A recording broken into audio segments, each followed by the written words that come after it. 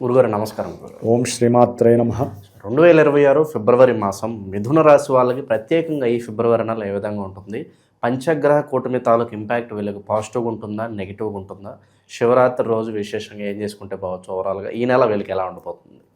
ఫిబ్రవరి 3వ తేదీన మిథున రాశి వారికి బుధగ్రహము అంటే ఇప్పటి వరకు కూడా మిథున రాశి వారికి అష్ట కష్టాలు ఫిబ్రవరి 3 వరకు ఉంటాయి. ఫిబ్రవరి 13 వరకు కూడా ఆ యొక్క ఎఫెక్షన్ చాలా తీవ్రంగా ఉంటుంది.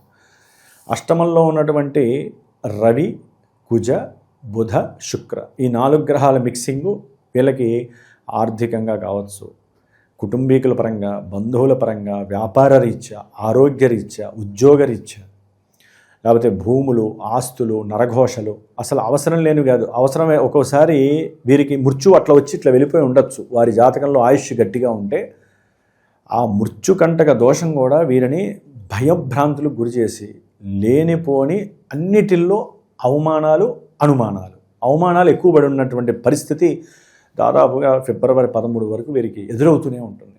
ముఖ్యంగా ఫిబ్రవరి 13 వరకు రవి యొక్క స్థితిని కనుక తీసుకున్నట్లయితే వీరి జాతకంలో అనుకున్న ప్రతి సంకల్పము విఘాతము, ఆరోగ్యములో సమస్యలు, అనారోగ్య సమస్యలు సామాన్యంగా ఉండవు. అది మోచిప్ప సమస్యలు కావచ్చు, అంతర్గతమైనటువంటి బాహ్య అవయవాలు కావచ్చు, అంతర్గత అవయవాల పరంగా కావచ్చు, ఏదో రకమైనటువంటి స్కిన్ అలర్జీస్, లేనిపోని శిరోబాధలు, ఏదో రోగం లేకపోయినా ఏదో రోగం ఉన్నటువంటి భావన కలగటం, ఒక స్టేజ్కి దాటిపోయి పీక్ స్టేజ్కి అది ఒక డిప్రెషను, లేకపోతే ఈ జన్మ అవసరమా అనే స్టేజ్కి వెళ్ళిపోయిన వాళ్ళు చాలామంది మిథున రాశిలో ఉన్నారు. అంటే ఆ గ్రహాల యొక్క మిక్సింగ్ అట్లా చేస్తుందని చెబుతున్నానండి. ఎల్లకాలం ఇది ఉండదుగా, ఒక నెల ఇప్పుడైతే దగ్గరికి వచ్చేస్తోంది. మిథున రాశి వారికి ఆఫ్టర్ ఫిబ్రవరి 13 తర్వాత సూర్య భగవానుడు రాహుతో కలుస్తున్నాడు. 9వ స్థానంలో భాగ్యస్థానంలోకి వెళ్తున్నాడు. ఇదేమైనా అనుకూలమా అంటే ఈ స్థానం నుంచి ఇక వాళ్ళకి అభీష్టం ఎలా కుదురుతుందంటే ఈ లెవెల్ నుంచి ఎక్కడికన్నా వెళ్ళాలి, దూర ప్రయాణాలు చేయాలి, కోరికలు పెరుగుతాయి. అంటే వృత్తి ఉద్యోగాదుల రీత్యా ప్రయాణాలు చేసే అవకాశం కలుగుతుంది. ప్రమోషన్లు కాదు కానీ ఉద్యోగం అయితే కనుక కొంతమందికి టప్మని పడిపోతుంది. వాళ్ళు ఉద్యోగంలో ఉంటూనే ఉన్నట్టుండి ఉద్యోగాలు పోయేవాళ్ళు కూడా చాలామంది ఉంటారు. ఈ రాహు యొక్క కంజక్షను రవితో కలవడం ద్వారా తండ్రి గారి యొక్క ఆరోగ్య విషయంలో కొంచెం జాగ్రత్తగా ఉండాలి. 14 వరకు కూడా, ఫిబ్రవరి 14 వరకు. ఫిబ్రవరి 14 తర్వాత తండ్రి గారితో మాట్లాడే సంభాషణ కొంచెం సౌమ్యంగా ఉంచుకునేట్టు వీళ్ళు ప్రయత్నం చేయాలి. ఎందుకంటే బుధుడు కూడా వచ్చి 9లో కలుస్తుంది, అంటే ఈ రాహుతో కలుస్తున్నాడు. ఏమాత్రం కూడా వీరికి ఉన్నటువంటి తెలివితేటల్ని తండ్రి దగ్గర కానీ, ఉద్యోగస్తుల అంటే వీరికన్నా పై అధికారుల దగ్గర కానీ, అదే రాజకీయ నాయకుల్లో కొంతమంది పెద్ద వాళ్ళు ఉంటారు. వాళ్ళని ఎక్కడొక్కడ కలవచ్చు ఉద్యోగరీత్యా. కలిసినప్పుడు లేకపోతే బంధుమిత్రాదుల ద్వారా పరిచయం అయినప్పుడు, కొత్త వాళ్ళు ఎవరైనా సరే ఉద్యోగస్తులు కలిసినప్పుడు వీరికి ఉన్నటువంటి కొన్ని అవలక్షణాలన్నీ చూపించారనుకోండి వాళ్ళ దగ్గర వీళ్ళ విలువ పోగొట్టుకునే పరిస్థితి. దాని ద్వారా ఇది ఉద్యోగాల విషయంలో కూడా వీళ్ళకి కొంత ఇబ్బందులు కలిగే అవకాశం ఉంటుంది. ఒక్కోసారి తండ్రి యొక్క పిత్రార్జిత విషయంలో కూడా వస్తుంది అనుకున్న వాళ్ళు చాలామంది ఎదురు చూస్తూ ఉంటారు. అసలు ఇప్పుడైతే కనుక 14 వరకు రాదని దీంట్లో ఉంటారు. తర్వాత 14 తర్వాత తండ్రి యొక్క పిత్రార్జితాలు ఉంటాయి కదా పాతకాలంవి, అదేదైనా రావటానికి అవకాశాలు ప్రయత్నం గట్టిగా చేస్తే రావచ్చు అని వీరు అనుకుంటూ ఉంటారు మిథున రాశి వారు. అది వస్తుందా రాదా? కుజ భగవానుడు 23 తర్వాత వస్తాడు. ఫిబ్రవరి 22 వరకు కూడా కుజుడు అష్టమంలో ఉండి వీరు చేసినటువంటి అప్పులు ఏవైతే అంటే గృహపరంగా కావచ్చు, ఆరోగ్యరీత్యా కావచ్చు, వీరు అనుకోని చేశారో లేకపోతే ఏదైనా అవసరానికి చేశారో, ఫ్రెండ్స్కి కొంతమంది సహకరిస్తారు కదా అప్పు చేసి సహకరించిన, మాటిచ్చిన, ఇవన్నీ ఎలా అవుతాయంటే వీళ్ళకి ఫిబ్రవరి 22 వరకు కూడా కంఠానికి తాడు ఉండదు కానీ గొలుసులేసి కట్టేసినంత బెగదీసుగా ఉంటుంది వీళ్ళకి. మిథున రాశి వారికి ఒక మాట ఇచ్చినందుకు ఇంత కష్టమా, నేనున్నాను మీకు ఎందుకని చెప్పి సంతకం చేసి ఇచ్చినందుకు ఇన్ని కష్టాలా అనేటటువంటి పరిస్థితి ఆల్రెడీ అనుభవిస్తున్నారు. 23 వరకు అనుభవించే పరిస్థితి ఎక్కువగా ఉంటుంది. ఒక రకంగా చెప్పాలంటే మృత్యు సంకటం, ప్రాణగండం అని చెప్పచ్చు. కుజుడు అష్టమంలో విశేషమైనటువంటిది. అయితే ఏంటంటే అది శనిక్షేత్రము, కర్మస్థానము. కుజుడు ఏంటంటే వీరి జాతకంలో ఇంత రోగాన్ని కూడా అంతుందన్నట్టుగా చూపించేటటువంటి ఆయన. అకస్మాత్తుగా ఒక్కోసారి వీరికి ఏదైనా సరే అప్పులు ఇచ్చేవాడు ఎదురుకుండా ఉండి వచ్చి తెలియని వాడు ఎవడో ఒకడు వచ్చేసేసి వీడు రూపాయి అడిగితే 10 రూపాయలు ఇస్తారు. వాడేదో ఆశిస్తాడు, వీడికి ఉన్న ఇంటినో లేకపోతే వీడికి ఉన్నటువంటి తర్వాత తెలుస్తుంది వాడికి అప్పులు ఉన్నాయి నేను అనవసరంగా ఇచ్చానని. వీడికి ఏంటంటే అత్యాశ పెరుగుతుంది. నెక్స్ట్ ఆఫ్టర్ 23 తర్వాత ఈ అవకాశాన్ని సద్వినియోగం చేసుకోవడానికి చూసుకుంటాడు.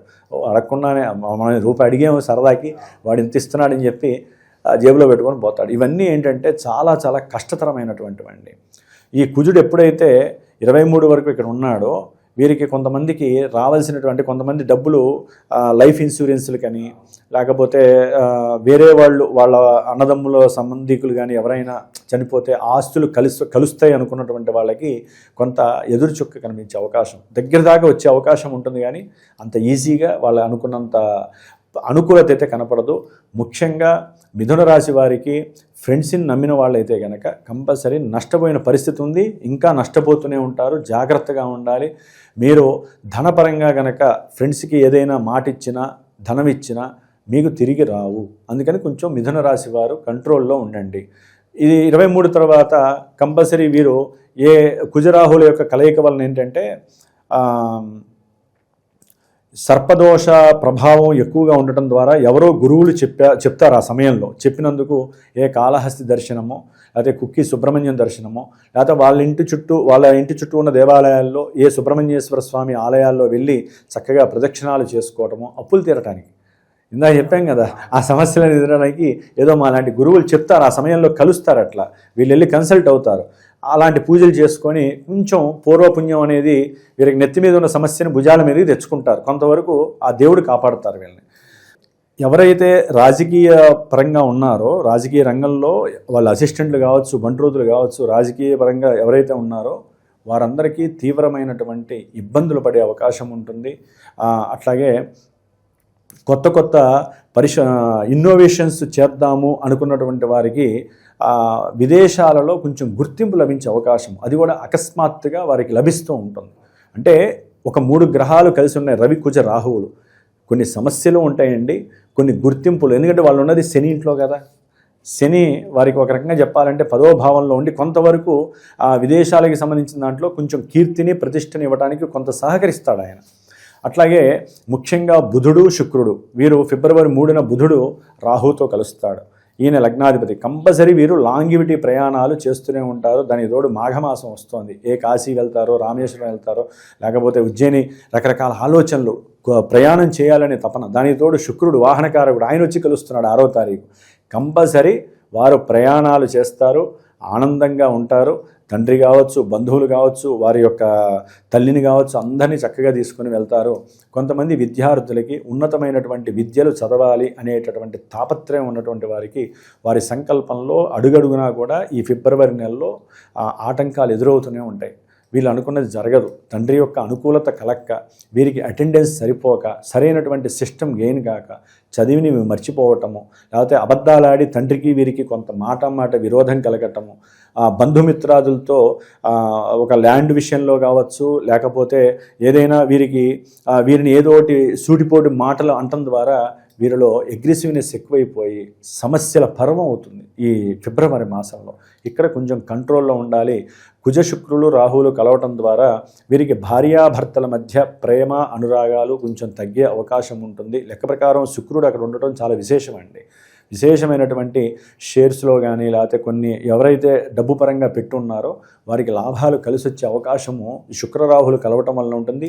స్త్రీ వలన కూడా కొంత లాభపడే అవకాశం ఉంటుంది. కొంతమంది విద్యార్థులు లేకపోతే కొంతమంది ఎవరైతే మిథున రాశిలో ఉంటారో వారు ప్రేమికులు ఉంటారు కదా, వారి యొక్క ప్రేమలో అవతల వాళ్ళు కొంత మోసం చేసే పరిస్థితి వీరికి ఫ్రేమ్లో కనిపిస్తుంది. ఇదంతా ఏమీ లేదు అనేటటువంటి ఒక వైరాగ్య స్థితిని కూడా వీరు పొందడానికి అవకాశం ఉంటుంది.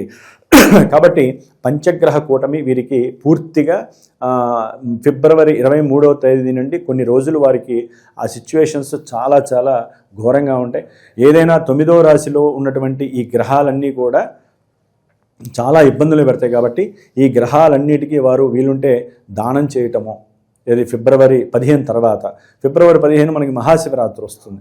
ఆ శివరాత్రి రోజున వీరు కంపల్సరీ వీరు ఆదిత్య హృదయాన్ని మాత్రం చదవాలండి. లేకపోతే అనారోగ్యము, తండ్రి వలన కూడా వీరు నష్టపోయే అవకాశము, ధన నష్టము, బంధువుల నష్టము, విద్యార్థులకైతే కనుక ఉన్నతమైనటువంటి విద్యల యందు భంగాలు కలగటము, అట్లాగే కొంతమంది గృహాలు నష్టపోవటము, స్థలాలు వేరే వాళ్ళు గవర్నమెంట్ కూడా ఆక్యుపై చేసి వీరిని ఇబ్బంది పెట్టే పరిస్థితులు ఇవన్నీ జరగకుండా ఉండాలి అంటే ఈ విధంగా చేసుకోవాలి.